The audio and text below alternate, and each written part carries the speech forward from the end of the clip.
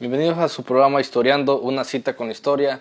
Me acompaña el pastor Oscar Santamaría y vamos a hacer resumen sobre lo que vimos en la primera parte sobre la introducción a historia de la iglesia.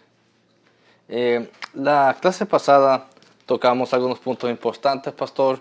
Tocamos el punto de la persecución que empezó con Esteban, pero también antes de eso habíamos hablado sobre el inicio de la iglesia, cuándo se da, quién fue el fundador de la iglesia, cuál fue la sede de la iglesia, y también hablamos en brevedad sobre Pablo y Bernabé cuando por primera vez a ellos se les llama cristianos en Antioquía. Y bueno, ¿cuál fue la razón por la cual usted dijo que se le habían llamado cristianos por primera vez? Sí, claro, estamos en aquel tiempo resumiendo lo que es la iglesia, ¿no? Todas aquellas personas que aceptaron a Jesucristo como su Salvador personal vienen a ser parte de esta eclesía, de esta asamblea, esto que se convertiría en el reino de Dios. Cuando los cristianos pues se fueron dispersando por diferentes lugares, en aquel tiempo a los seguidores de tal religión se les daba un diminutivo de la creencia en aquel tiempo. Por ejemplo, la helenización, o los griegos se llaman helenistas, ¿no? Dionisianos, perdón. Y en esta ocasión, pues, a los cristianos se les llamó así, por ser seguidores o hacían las obras de Cristo. Cuando miraban a Pablo haciendo milagros, predicando el evangelio, pues en aquel tiempo ya habían rumores y se regaba la bulla por allí, ¿no? De lo que había sucedido en Jerusalén con Jesucristo. Y pues de tal manera entonces, pero según algunos historiadores, esta palabra más bien era como una burla, un diminutivo, no como un halago, como podríamos llamarle hoy, ¿no? Pero en sí se les llamó a cristianos porque en sí ellos estaban mostrando las obras de Cristo Jesús, llamado el Mesías, ¿no? El Cristo, palabra griega. Sí, también hablamos sobre algunos puntos claves del Concilio de Jerusalén. ¿En qué año se da el Concilio de Jerusalén? Eso está en Hechos capítulo 15, en el año 50 aproximadamente después de Cristo. Créame o no, que para algunas personas esto de la historia a veces es confuso en los años. Tenemos que aprender esto, que a partir de Cristo comienza un nuevo calendario en el año 0, ¿ok? Entonces, cuando decimos antes de Cristo y después de Cristo, quiere decir que si decimos 50 después de Cristo, es a partir de la fecha aproximadamente del nacimiento de Cristo. Quiere decir que años atrás, estaba en el año 4000, en el tiempo de Moisés, en los tiempos de Abraham. Pues 50 años después de Cristo se celebra allí una reunión donde los discípulos deciden, toman ahí esa reunión para hablar si deben o no salir de Jerusalén o si se deben quedarse allí. Acuérdense que Jesús le había dicho ir y predicar el evangelio a toda criatura. Le da lo que es la gran comisión. Y pues el Señor no vino solo para formar una secta o no vino para formar un grupo más allí, una rama del judaísmo. No, vino como en consecuencia al plan eterno de redención de Dios, que en el cumplimiento de los tiempos Jesús iba a venir, dada la promesa de Abraham de que en ti serían benditas todas las naciones de la tierra. En Génesis capítulo 12, miles de años después se cumple por primera vez. Los judíos oyen a uno de sus rabí decir ir por todo el mundo. Me imagino que algunos de ellos quedaron pensativos. ¿Qué es esto de ir por todo el mundo si nuestra religión pertenece? Nosotros somos los santos escogidos de Dios. Por lo tanto, esta idea la deberían de procesar mucho y se llevaron algún tiempo. Se llevaron algunos 20 años después de la ascensión de Cristo para poder aceptar esto.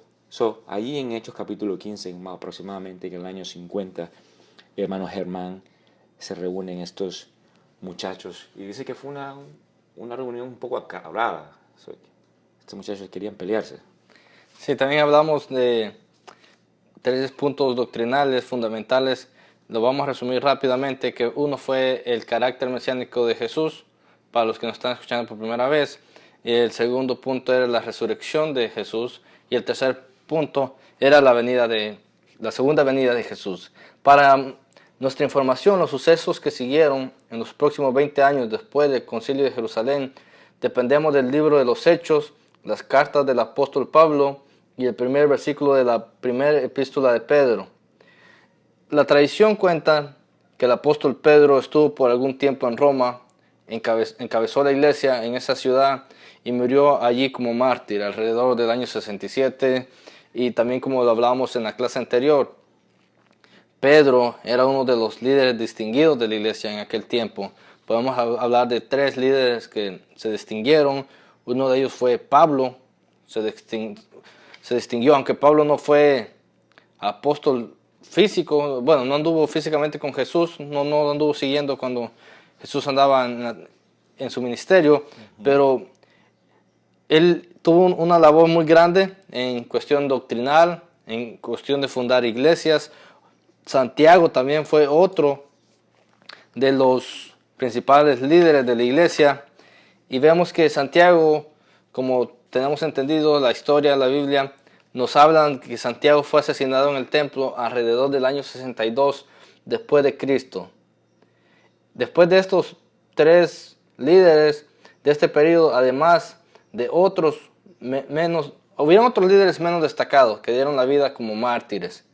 Después del concilio de Jerusalén, Pablo emprendió un segundo viaje misionero con Silas o Silvano de compañeros. Salió de Antioquía, de Siria, visitó por tercera vez las iglesias en el continente fundadas en su primer viaje, llegó a la costa del mar Egeo, a Troas, al sitio de la antigua Troya, y luego se embarcó rumbo a Europa, llevando el evangelio a este continente. Pastor, yo sé que usted acaba de regresar ahorita de un viaje por Europa y por Jerusalén, y anteriormente usted ha ido, si no me equivoco, 4 veces a Europa. Es algo, ¿cómo podríamos llamar? Algo que en aquel tiempo era difícil, me imagino, para Pablo poder hablar del evangelio. Y ahora, su experiencia cuando usted ha ido a Europa, ¿qué es la expectativa? ¿Qué es lo que la gente cree cuando se menciona el nombre de Cristo? Sí, hablando el imperio romano, en aquel tiempo los medios que utilizó el apóstol Pablo, que se convirtió, como dice usted, en el misionero, que no caminó físicamente con el Señor, pero se le aparece en Damasco, en el camino a Damasco, en Hechos capítulo 9, se convierte ese fariseo en uno de los importantes personajes de la historia, que escribiendo más de 3 epístolas, el que vino a organizar la iglesia en sentido doctrinal.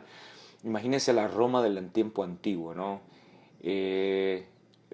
Los barcos eran la mayoría el medio de transporte más fácil de poder viajar. No como hoy, imagínense de poder llegar de una ciudad a otra, cuántos meses, cuántas semanas deberían de tardarse. Y veo la valentía del apóstol Pablo viajando, haciendo viajes misioneros, estableciendo. Y algo que hay que recalcar es que Dios sabía en su tiempo, como decía un predicador, todas las medidas y todo el ambiente se dio en el tiempo perfecto que Cristo viniese a la tierra, ya que en ese tiempo Roma fueron los primeros en abrir caminos, puentes, ya que el Imperio Romano se conectaba en diferentes continentes, pues Roma quería pasar con sus tropas. Pues esto, la Biblia dice que los que aman a Dios todas las cosas le ayudan para bien. Esto le ayudó al apóstol Pablo, ya siendo ciudadano romano, pudo darle la pauta de poderse abrir camino. Volviendo a la pregunta, fue que con el tiempo, y cuando Roma toma la idea del cristianismo, para muchos en la historia, hasta el día de hoy, no es una palabra que se escucha muy bien. No, hasta el día de hoy el cristianismo pudiese decirse, no, si ahí comenzó, si ahí se establecieron iglesias, wow, fuesen las iglesias más grandes que hay, pero no. Por lo que pasó, y eso lo vamos a hablar en tiempo futuro, pero lo que pasó fue que cuando vinieron los tiempos medievales, cuando vinieron el tiempo de las cruzadas, cuando vinieron el tiempo de las matanzas que hizo la Iglesia Católica, muchos modernos, cuando oyen la palabra cristianismo, ven a una iglesia haciendo estragos, matanzas, Santa Inquisición, todas esas cosas. Por lo tanto, yo ahí en Roma, estando ahí frente del Coliseo, me aparté con 3 jóvenes Y ahí en mi poco inglés, y ellos en su poco inglés también, porque ellos hablaban italiano, les hablaba y preguntaba qué es cristianismo. Inmediatamente, exactamente a esa idea se van. Entonces yo les quise hablar a ellos que el cristianismo es otro. Porque si la idea fuese funcionado como pasó con la iglesia primitiva, con esos primeros tres mensajes que usted hablaba de la querigma de la iglesia, si todo fuera continuado así, la iglesia fuera sido más impactante. Pero hoy en el continente europeo, en Roma específicamente, la idea del cristianismo es más que todo una religión muerta. Y somos nosotros los evangélicos los que tenemos la verdad, los que tenemos el mensaje con el poder del Espíritu Santo de abrirle los ojos al mundo y predicarle este evangelio. Sí, entonces Pablo vemos cómo él fue de los primeros en llevar el evangelio a Europa. Tremendo. No había tal cosa como evangelio en ese tiempo en Europa. También podemos ver que otros apóstoles llevaron también el evangelio, inclusive a Gran Bretaña, otros hasta la India. Entonces quiere decir que la iglesia no se detuvo. Después de la persecución, la iglesia empezó a esparcir el nombre de Jesucristo por todos lados. Después de un periodo de descanso, Pablo empieza su tercer viaje misionero. Partió de Antioquía para terminar en Jerusalén como preso en manos del gobierno romano. Sabemos eso, que Pablo llegó a ser preso. También se dice que mientras Pablo adoraba en el templo, los judíos lo atacaron y los soldados romanos lo rescataron para su propia seguridad. Lo llevaron a la fortaleza llamada Antonia. Perdón. Después de su arresto, Pablo permaneció más de 5 años en prisión, por poco tiempo en Jerusalén, luego 3 años en Cesarea y al menos 2 años en Roma. Por espacio de 2 años, su casa fue iglesia en la que muchos encontraron a Cristo, especial entre los soldados de la guardia del pretorio. Sin embargo, su obra mayor fue escribir 4 epístolas que se encuentran entre los tesoros de la iglesia: Efesios, Filipenses, Colosenses y Filemón. También visitó la isla de Creta, donde dejó a Tito a cargo de las iglesias, y Nicópolis en el mar Adriático, al norte de Grecia. Algo curioso también, algo sobresaliente, perdón, es que Pablo también llega a Grecia. El evangelio empieza a llegar a un lugar donde la gente era muy intelectual. La gente era gente difícil de poder hablarles, porque todos lo razonaban, todos querían algo concreto. Y él lleva el mensaje hasta ahí. La tradición declara que en este lugar lo arrestaron y enviaron de nuevo a Roma en el año 68, donde él sufrió el martirio. A este periodo pertenecen 3 epístolas: Primera de Timoteo, Tito y Segunda de Timoteo, su última carta escrita desde la prisión en Roma. Y ahora vamos a hablar de algo que es importante, fundamental que sepamos en la historia, y es que han habido 10 persecuciones hasta antes del edicto de Milán. Pero la primera persecución, pastor, fue la persecución que inició Nerón en el año 64. Cuéntenos un poco sobre la historia de cuando se da esa persecución con el incendio de Roma. Sí, bueno, antes de eso había empezado una persecución esporádica, como venimos diciendo. El que hoy miremos una iglesia que está alrededor del mundo, que el evangelio se ha expandido y que todavía nos falta mucho por hacer. Pensar en hace 2000 años en que el judaísmo era la religión, como decíamos, el aceptar esta nueva verdad, el aceptar el mensaje era echarse a la familia, echarse el barrio, la política. Era difícil poderse. Y entonces los que aceptaban pues este evangelio pues eran mal vistos. Luego también el César y lo que es el Imperio Romano, para ellos el que alguien declarara Señor a alguien, otro más, era como estarse declarando de que César no es Dios. Entonces muchos de ellos eran llevados ante el concilio de Roma, ante el pretorio, etcétera, para obligarlos a a declarar que César es el Dios. Porque algo que Roma, para que más o menos para que los que están escuchando nos entiendan un poco, el temor de Roma, y en este caso fue por eso la intención de Nerón, era de que Israel, Judá, se unieran todos en guerra, como en soldados, para librarse de Roma, ya que Roma estaba estableciendo allí su gobierno y ejercía su gobierno. Bueno, entonces algunos historiadores dicen que Nerón quiere construir, debido a sus cosas que tiene en su corazón en contra de sus antepasados, quiere construir una nueva ciudad. No le gusta lo que ve. Se dicen que su ego era tan grande que salía al balcón y miraba la ciudad y decía, esta ciudad no me gusta. Entonces él quería construir una ciudad para sí mismo que tuviera que reflejar la gloria de Nerón. Y bueno, algunos historiadores dicen entonces que manda a incendiar la ciudad. ¿Y quiénes eran los favoritos para que le echaran la culpa en ese tiempo que venían haciendo? Pues los cristianos. Debido a esto, entonces se hace más fuerte la persecución, no solo la persecución religiosa de su mismo pueblo judaizante con la familia, sino que ahora política. Entonces empieza una persecución tanto así que muchos de ellos fueron quemados, decapitados, y empieza a haber una dispersión, una diáspora de los cristianos, no tanto cristianos sino judíos, por el Imperio Romano.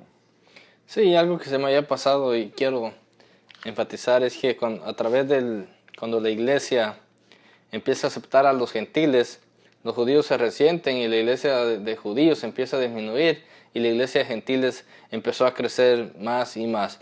Algo que también es importante sobre la historia es que en el año 70 se da la caída de Jerusalén y hubieron algunos factores que influyeron a que Israel fuera destruido. Por ejemplo, ¿qué podemos hablar de lo que causó la destrucción de la ciudad? Pues sí, bueno, una de ellas es la profecía marcada de nuestro Señor, ¿no? Él dijo que no quedará piedra sobre piedra, y esto tiene que ver con algo que nuestro Señor habló. Esto se cumple ya que vuelvo a decir, muchos judíos ya no aguantaban, dice, hasta aquí basta. Y muchos de ellos querían unirse en hacer una revuelta en contra de Roma. Bueno, entonces Roma vuelve y arremete contra los judíos y destruyen lo más santo que tienen, el templo, y se cumple la profecía, y aparte los intentos de los judíos de quererse levantar en contra de Roma, y Roma arremete contra. Entonces quiero también antes también de eso la importancia del apóstol Pablo para con la iglesia, ¿no? Que la iglesia comienza, pero necesitaba una revolución, una reformación de la doctrina. Pablo en todo este imperio, abriéndose camino por el imperio romano, viene a ser el reformador de esta doctrina. Fíjense que hablando de la persecución y la destrucción también del templo en el año 70 de Jerusalén, a veces como que la iglesia necesita ser perseguida para que crezca. Y en esta instancia esto es lo que estaba pasando. Al ser más perseguidos y destruidos, como que le echaban más leña al fuego, más gasolina, porque esto lo lleva a mayor crecimiento y a salirse de su comodidad donde estaban e irse por el imperio y pues llevar el evangelio por todos lados. Sí, también después de la caída de Jerusalén hubo un distanciamiento, dice la historia que hubo un distanciamiento entre gentiles y judíos. El Coliseo de Roma, ya sé que eso es algo, se ve muy hermoso, yo lo he podido ver en fotos, pero usted ha podido estar ahí en persona varias veces. Se construyó mediante el trabajo forzado de judíos cautivos, incluso multitudes de ellos murieron debido al intenso trabajo. Al caer Jerusalén, perecieron pocos cristianos o quizás ninguno. De las declaraciones proféticas de Cristo, los cristianos recibieron amonestación, escaparon de la desdichada ciudad y encontraron refugio en Peya, en el valle del Jordán. Pero el gran efecto sobre la iglesia de esta destrucción fue que puso fin para siempre a toda la relación entre el judaísmo y el cristianismo. Hasta este momento el gobierno romano y el pueblo en general consideraba a la iglesia como una rama de la religión judaica. Sin embargo, de ahí en adelante los judíos y los cristianos se separaron. Y bueno, vamos a ver la otra de la persecución que hubo. Esta es la segunda persecución, comienza alrededor del año 90 después de Cristo. El cruel, indigno emperador Domiciano empezó una segunda persecución imperial de cristianos. Asesinó a miles de cristianos, sobre todo en Roma e Italia. Sin embargo, esta persecución, como la de Nerón, fue esporádica y local. No se extendió por todo el imperio. En ese tiempo, San Juan, el último de los apóstoles, y quien viviera en Éfeso, lo prendieron y lo llevaron a la isla de Patmos en el mar Egeo. Fue ahí donde recibió la revelación del libro de Apocalipsis. O sea, la iglesia, pastor, ya había sido perseguida por los judíos cuando empieza con la muerte de Esteban, el descontento de los líderes religiosos y de los judíos. Ahí empieza una persecución. Y esto hace que la iglesia se esparza por Europa, por África, por Asia. Después vemos cuando Nerón hace lo que acabamos de comentar, que incendia Roma y pues le echan la culpa a los cristianos. Y ahora estamos viendo a este otro emperador, Domiciano, que empieza otra persecución. Ahora estamos gozando de la dicha de que pues la iglesia de hoy en día no tiene esa persecución. Bueno, tal vez aquí en Estados Unidos no la vemos, pero tal vez en otros países aún sí se ve esa persecución. Usted ha hablado de la importancia de que si no hay persecución, tal vez la iglesia no se esparciera.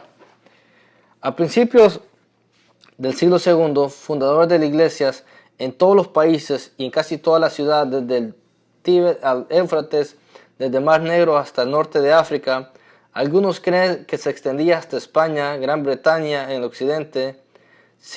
Sus miembros accedían a muchos millones. Ya para este tiempo la iglesia había crecido. No éramos poquitos, éramos millones. Exactamente. Vemos la gran obra del apóstol Pablo, de una iglesia, de un grupo de personas que nacieron en el aposento alto, 120, en Jerusalén, señores, no en Roma. La iglesia no comenzó en Roma. Fueron los primeros discípulos de Cristo con las doctrinas que el Señor les había hablado. Luego, Santiago, hermano menor del Señor, fue gran líder en la iglesia en Jerusalén. Pedro también, gran líder de la iglesia. Pero fue Pablo, un fariseo, un doctor en la ley. Quiero tomar este tiempo para enfatizar en algo que algunos grupos, yo sé que quizás a esto no le va a gustar, algunos de nuestra iglesia dicen que el conocimiento no es bueno, que no hay que ser tan cabezón, que la teología es mala. Si eso fuese así, entonces nosotros no tuviésemos Biblia hoy, no tuviéramos la gran parte del Nuevo Testamento. Dios tanto utiliza al docto como al indocto. Dios utilizó a un pescador como Pedro, también utilizó al apóstol Pablo. Estoy hablando de esto por el crecimiento que usted hablaba, pero la importancia de un hombre que dejaba estructurado la iglesia donde él iba. Es importante el conocimiento. Este conocimiento debe de ser doblegado a los pies de Cristo y utilizarlo con el poder del Espíritu Santo. Y esto es lo que Dios hizo con el apóstol Pablo. Entonces vemos que a través de sus viajes, Pablo iba dejando iglesias establecidas. Por ejemplo, vemos ahí el consejo que le da a Timoteo y a Tito, que dejó ancianos para que vieran la iglesia. Entonces cuando la Biblia nos da a luz estos viajes y cómo él iba estableciendo, esto nos da a nosotros a luz cómo Dios estaba a favor de la iglesia y que gracias a esta estructura del apóstol Pablo, entonces dio crecimiento. Entonces vemos a una iglesia que ahora no solamente está en Jerusalén, sino que el mismo imperio que les estaba causando muerte a ellos, también se abrieron las puertas para que este evangelio será predicado. Antes de pasar al siguiente punto, bueno, aquí tengo una foto que quizás mis hermanos no pueden ver, pero está el arco de Tito. Bueno, no van a poderlo ver, ¿verdad? Pero esperamos que podamos hacer historiando en video en el futuro. Pero aquí tenemos la lámpara del templo de Jerusalén en Roma. O sea, pues está en una escultura. Esa me tocó verla a mí. Esto está fuera del Coliseo romano. ¿Qué está haciendo una lámpara cargada por soldados de Jerusalén en Italia, Roma? Entonces, algunos dicen que esto data del tiempo cuando entonces esta persecución hubo y la destrucción del templo, y mucho del oro que se recuperó de la destrucción del templo de Herodes sirvió para construir el Coliseo romano. Que el Coliseo romano pues vino a ser la arena aquella. Pablo no le tocó ver eso porque fue un poquito después de la muerte de Pablo el Coliseo, pero muchos judíos fueron esclavos con su mismo lugar de adoración que se destruyó, con ese dinero se construyó. Ahora entonces vemos a una iglesia que está siendo perseguida, pero que poco a poco iba creciendo y siendo estructurada en su doctrina, en su manera de creer, y iba siendo organizada, aunque le faltaba todavía muchas cosas que organizar. Sí, y es curioso notar algo, que el estado del cristianismo a fines del primer siglo, más o menos 70 años después de la ascensión de Cristo, para esta fecha ya habían familias que durante 3 generaciones fueron seguidores de Cristo. Algo que usted dijo muy importante es como la organización de la iglesia, que era necesario que hubieran diáconos, era necesario que hubieran obispos. Imagínense si la iglesia no hubiera planteado eso, qué desorden no hubiese habido dentro de la iglesia. Exactamente. Eso fue muy importante. Todo comenzó en Hechos, en capítulo 7. Allí vemos que la iglesia empieza con los diáconos a poderse organizar. Pero fue esa persecución. Y los que nos están oyendo, Dios no desea que nosotros seamos perseguidos y que suframos. Pero a veces es necesario que por tribulaciones y por angustias entremos al reino de los cielos. No esperemos nosotros a ser perseguidos y martirizados para salir a evangelizar y para hacer la obra de Dios. Pero si a veces Dios lo tiene que hacer para sacarnos de nuestra comunidad, Dios lo va a hacer. Y esto le pasó a la iglesia. La iglesia tuvo que ser sacudida y muchos de ellos pagaron el precio para lo que nosotros tenemos hoy. Muchos mártires, muchas personas que murieron. Eso nos debe a nosotros dar la fuerza, decir, sabes que yo voy a dar mi vida para el evangelio. Sí, gracias pastor por habernos aclarado ciertas dudas. Tenemos la dicha de que usted ha estado por estas partes y no solamente las podemos hablar, sino que usted las ha vivido, ha estado en ciertos lugares que son importantes en la historia. Y bueno, esperamos escucharnos en el siguiente programa, la primera parte del segundo período general de la iglesia, desde la muerte de Juan hasta el edicto de Milán del año 100 al año 313. Que Dios les bendiga. Amén. Bendiciones a todos.